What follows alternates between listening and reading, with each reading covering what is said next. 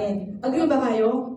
So, sample na lang sa network natin. Nag-activity. So, syempre, di ba may pagkayanin activity, may tinatawag na evaluation. Di ba? So, doon, syempre, ano sila, nag-observe, tas after nun, so sasabihin nila may evaluation. Partner, ganito, ganyan, ganyan. Di ba kasi, mas okay yun. Bakit? Next time, alam mo na kung ano yung tama. Di ba? Yes. So, agree ba doon? Yes. So, huwag ka sasama yung loob natin. Kasi bakit? Yung mga apply natin is nandyan para i-correct talaga tayo. Tama. Kasi ngayon, downline ka, sa susunod, upline ka na. Di ba? So, sige nga, magtaas nga dito kung sino ang mga apply na. Ayun, si Coach Ray proud. Yes. Ayun, kasi downline mo si Park Marlin. Ayan. So, yan. So, huwag kang malungkot, Park Marlin, sa susunod, magiging upline ka din. Diba? So, ngayon, kung ano yung inaano ng mga apply natin sa mga downline na wala pang downline, so huwag tayo ma-hurt. Diba? Huwag tayo, sabi nga, sa emotion, walang ano na, ayun si Coach Jenny, walang komisyon. Oo, sa emotion, kaya huwag natin alam yung emotion. Pero syempre, alam mo naman, tao lang tayo eh. Tama ba? Minsan, sample, si Padre, napagsabihan ni Coach Rhea. Parang siya siguro, sinabihan ako. Di ba, medyo kukurutin yung puso yun. Pero after naman na ma-realize mo, tama pala si Coach. Di ba? At least ma-realize nyo na, para din sa inyo yun. Tama ba? Yun, syempre kaya lang nararamdaman natin kasi ano tayo eh, may puso tayo. Meron bang walang puso dito? Wala, syempre patay na pag walang puso, ano? Pinatawa ko lang naman kayo. Diba kasi baka mamaya may inaantok na dyan eh.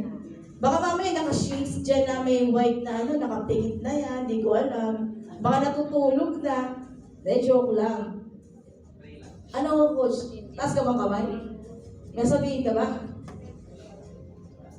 Kaya sabihin na si Partner, ano ba? Akala ko nagtaas ka ng kamay eh. Yun, so yun yung ano natin sa isang ano. So yung attitude natin, the best yan. Ang pinaka ano natin eh. Kailangan yan yung ano, gawin natin na, kumbaga kasi sa attitude, hindi naman agad-agad yan matutuwid. Agree ba kayo doon? No? So ako nga eh. Kaya ano ba yung attitude? Ano ba? Matigas sa ulo ko. Tutukin ko nga. Parang dito banda malambot ata ah. Parang turo mo rin bungo ano. Diba? So syempre, sa simula talaga, ano yan, sabi nga walang taong perfecto. Diba? Walang taong perfecto. So, bonus natin dito, may mga nagtatapik sa atin. Para tayo ay maging walang perfecto, permanent, yon. So, yon. And then, ito pa, responsibility. Ito, grabe din to. Responsibility bilang upline and downline. So, ngayon, syempre, bilang downline, ano ba yung responsibility natin sa mga upline? Sige nga, magtatanong nga ako. Talangin natin yung magagaling dito. Coach Joe, pwede ba magtanong? Ano ba yung responsibility ng mga downline sa upline? Responsibility ng mga downline, siyempre, kailangan matuto tayo sumunod sa mga uplines natin. Hindi lang yung nakikipag cooperate ka, tapos ang dami mong complain. Upline, paano si ganito? Upline, paano si ganyan? Ibig sabihin ka na lang sa ikakapagin mo, dahil as ikaw na downline, darating yung time, nakakawa ka nakakabit ka na rin ng malaking organisasyon. Yes, upline, go complain, go out, smart, magiging successful ka sa ginagawa ng negosyo. Ay, galing talaga, no? Galing. So, syempre ako, bilang naging downline, so syempre sabi ko walang perfecto. Diba? Walang perfecto eh. Syempre ako, nagkamali din naman ako dati. Syempre, ang hirap lang sabihin na, yes, hindi ako nagkamali. Pero alam ko sa sarili ko na nagkamali naman ako na nung ako downline pa lang, kumbaga, baka nasagot ko si Pierre, ganyan, hindi ko alam. So, syempre, sabi ko, walang perfecto. Ang pinakamaganda doon, maging honest tayo. And then, pag marirealize natin na, mali pala. Yan, agree ba? Yan, so may natututunan ba kayo? So, syempre, sa mga apply naman, hindi biro maging apply. Ano ba? Agree ba yung mga apply? Hindi biro maging apply. Kasi bakit? Once na-apply ka na, so nanggaling ka sa downline, kung ikaw ay matigas ang ulo mo nung downline ka, ayan si Part, ay galing daw. So, asahan na, may mga leader ka na sisibol na na talagang may matigas ang ulo, may mga slow, ganyan, may mga pasaway, may mga fast learner, so iba-iba. So doon ka ngayon i-ready yung sarili mo. Kung baka sabi nga, doon kayo matututo. Agree ba? Doon matututo eh. Kasi parang doon ka kumbaga, sabi nga ng mga grand mentor natin, so ngayon, kung wala ka pang downline, okay lang yan. Tama ba? Bakit? Kasi baka nire-ready pa lang yung sarili nyo para sa paghawak ng malaking grupo.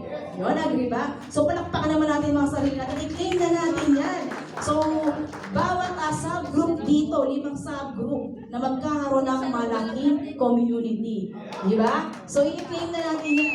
So, yun. Yun nga, napaka-importante nun. Paano ka maging downline, paano ka maging upline.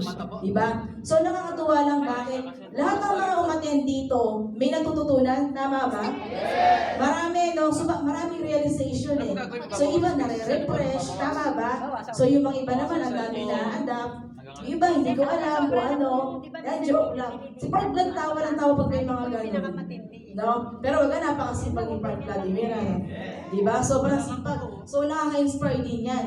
So, sabi nga ng palagi, so, ma-inspire tayo sa mga magagandang nangyayari sa iba. Huwag tayong ma-inggit. Diba? Kasi bakit? Pag nainggit ka, ikaw din naman na mahihirapan eh. Sa halip na magagawa mo yung isang bagay. Sample, meron kang presentation. May presentation ka, so nakakita ka na isa, lapat si ganon. So ikaw, sa halip na makapag-present ka ng maayos, hindi eh. Diba? So kasi may nararamdaman ka sa loob mo.